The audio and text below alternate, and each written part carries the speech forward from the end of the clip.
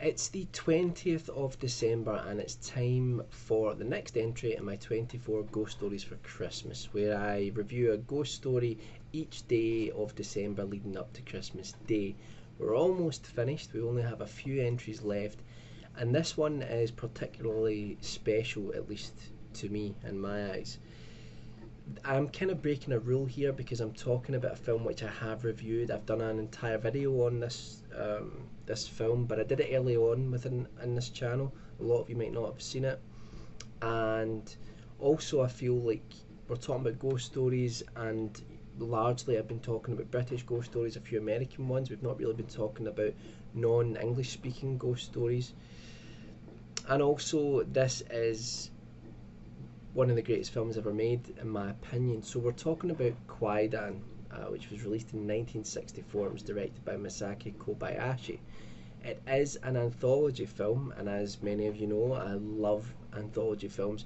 And I'm going to go out on a limb here, and I'm going to say that I think this is probably the greatest anthology film ever made, and that's, you know, high praise indeed.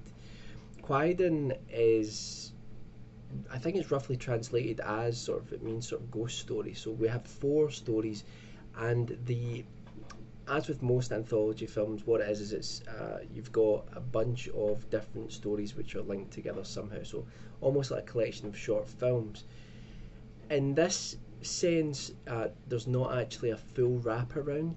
Normally in an anthology film there is a wraparound, like a contained story, but instead what we get is the link between all the stories is the fact that they are from sort of Japan's mythology, or Japanese mythology, and there are 4 of them. They're all just incredibly done. The first one is called The Black Hair, which is about a woman who is deeply in love with her husband, but her husband has little prospects, and they're very, very poor, and he decides to actually leave his wife and abandon her so that he can go and marry another woman and marry into a sort of rich and powerful family. This is all set to the backdrop of sort of feudal Japan, and he is then married to this woman for years.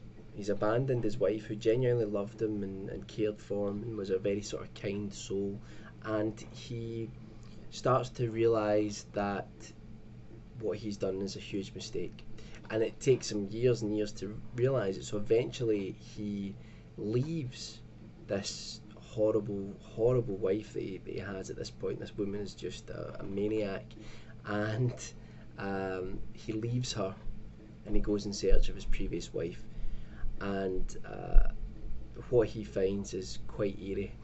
That's all I'll say. That's the first story. The second story is Woman of the Snow. Interestingly, this one was actually entirely cut from the international release of the film, originally in 1964. I can't imagine that they cut the entire section out of the film, and it's, you know, it's wonderful. Woman of the Snow is about a woodcutter who's out in the woods in a blizzard, and he takes shelter with a friend in a small sort of run-down, ruined cottage.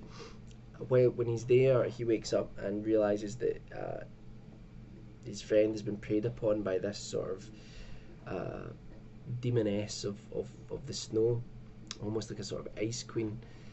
She tells him that she's not going to kill him, and tells him that he has to remain silent, never ever speak of it, never ever mention her to anyone, or there will be consequences. So that story goes through his life, and it's all about, is he actually going to tell someone about him seeing this sort of vampiric, demonic woman out in the snow? Is he going to tell? And if he does tell, what are the consequences of that going to be?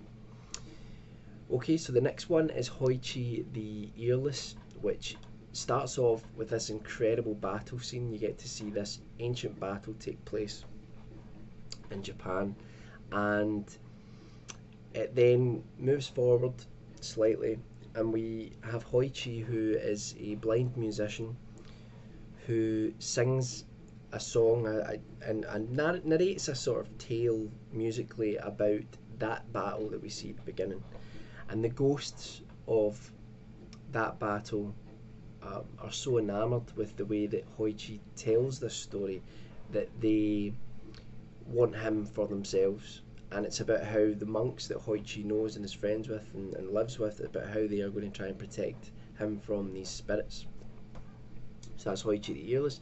And the final story is In a Cup of Tea, which is about a samurai who drinks from a cup, and he starts to see the image of, it's almost as if he's been haunted by a perhaps someone that he has killed previously or wronged somehow. And he just can't get away from this image of this ghostly apparition. So that's the 4 stories. It's shot, Kobayashi shoots it in an expressionistic way. It's not a realistic, it's not shot realistically. It's quite clear that what we're seeing is synthetic in a lot of ways, that it's interior, that it's studios, but it's deliberately so, but it's so beautifully done. It's like watching a painting. I mean, I was completely blown away by this film. It really, I have to say, I mean, I'm a massive anthology horror fan, like I said before. I've watched so many of them. I'm kind of trying to own and watch every anthology horror film ever made, and I've watched some anthology films, and I've not been able to find anyone else that's watched them. But this, out of all the ones that I've watched, it's just a wonderful, wonderful film, and I really do think it's up there with the best, if not being the best anthology film ever made. I also think it's an incredibly moving film. You're watching something that is so striking that it does move you. It's like looking at an incredible painting, or just if you see something in your life that is amazing, and it kind of get this sort of gut emotional reaction to it. I know some people aren't really into that with film; they don't get that deeply into it, which is fair enough.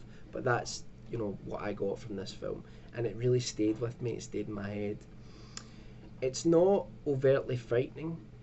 In fact, some people don't like that it's often called a horror film, but it's very eerie, it's very surreal, and it just stays in there and drills away at your brain, and just you can't get it out of your head. It's got an incredible score, and it, like I say, it's just a wonderful, wonderful, wonderful film.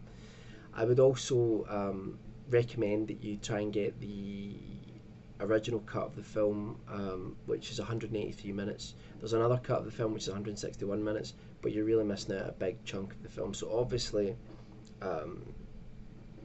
it's 3 hours long, but it's absolutely worth it. And the film is constructed in such a way that you can watch each of the stories independently of one another. And I know some people online have said that they go back to specific stories.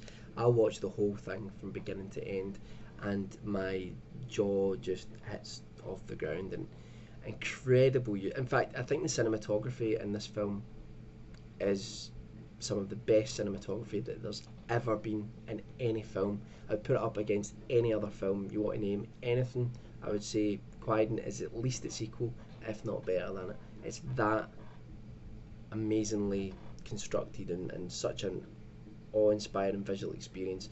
The ghost stories themselves are, some of them are heartbreaking. I think the black hair is quite, I found that to be a very, very sad story, all about remorse and not being able to repent for your mistakes, and